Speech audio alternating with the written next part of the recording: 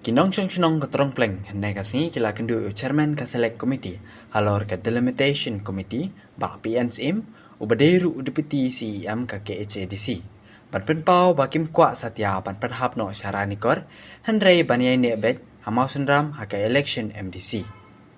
Nakaliang uba PNSM mulai itu bagi tekirang ba kipenpauru, baladahap Syaranikor, kihaban syong kali hadu kumba 10 kilometer tam ladakwa kendu MDC. Hendrai ladahap Syamasen Rampan tang 40 kilometer kilapoi. Adin baka disungsul jungi hakaya yundor bar ngapai kan ya kasih komiti.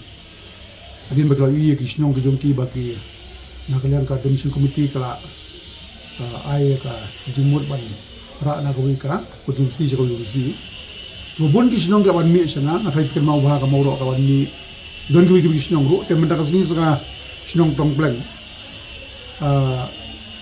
Kakwa bala kumnu ban ne be ha muslim. Nama bitir ia baru kata katong plan kade po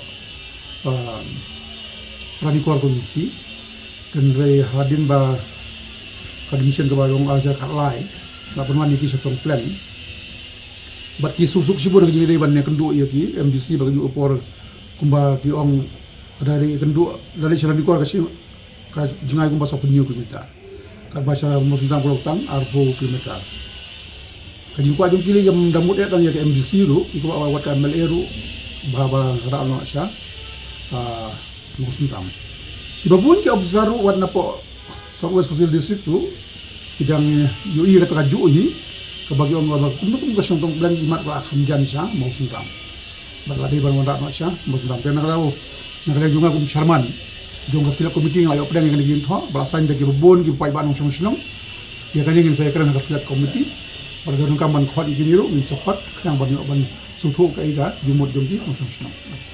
Kalau terlibat di senam kelak banjir di balak pihak nasa. Nan pala banjir di Grabun kisnong ki bawan mi na Shillong na West Coast Hill na Riboy district kidon kisnong ki ba kim kwa kat kum gajing di komen dong ka demission committee nomor ba kami hap kat kum ka gisno jumpi. Iya kan ini saya diskus bahas kan still committee. Nama habai deh bagi sampai pok mau seram tentang kali. Mau senam dekat di tangkat tongplen.